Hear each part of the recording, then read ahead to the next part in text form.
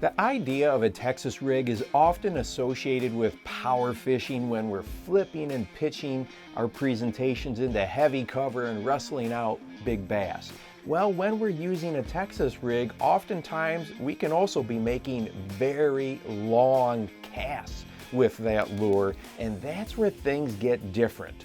The farther that bait is away from you, it is much more difficult to get the hook into the bass, to transfer that energy from your hands through the rod and all of that line, and then have enough energy to get the hook to penetrate. Well, that's a challenge sometimes, and it's often most noticeable when that bass comes unbuttoned. And I know myself and a lot of anglers, you'll often hear the phrase, I didn't get a good hook in them.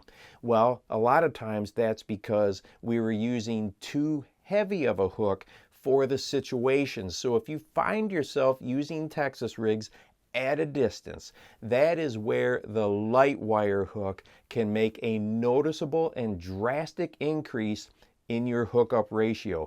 And the two that I like to use is an offset light wire hook, especially for those very, very horizontal type presentations where I'm not necessarily hopping it or popping it, but more dragging it.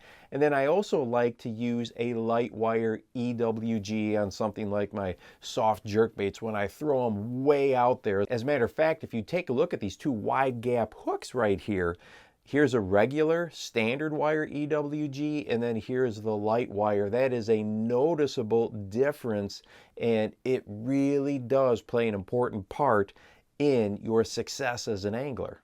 In a perfect world, I like to have two Texas rig setups, one with the heavier line, the heavier hook for that up close flipping and pitching, and then I also like to have one set up for those long casts with that lighter wire. But if you don't have those two rods with you or don't have the opportunity for that type of situation, really think about what are you going to be doing the most. If the majority of your time is spent in that heavy cover, dropping that lure close, will definitely go with the heavier hook. But if you find yourself, especially if you're a bank angler, really making those long casts out there, well then try that lighter wire hook.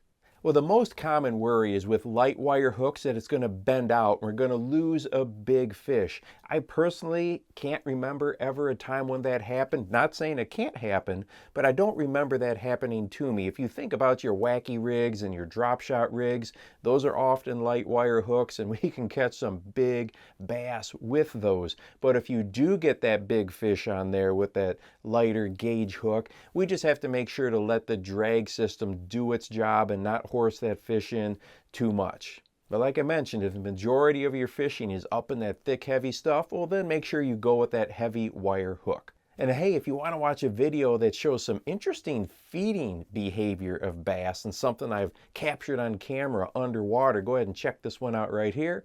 And make sure that you go out and encourage someone today. You never know how you might just change their life. For the Bass Fishing Life, I'm your host, Steve Rogers.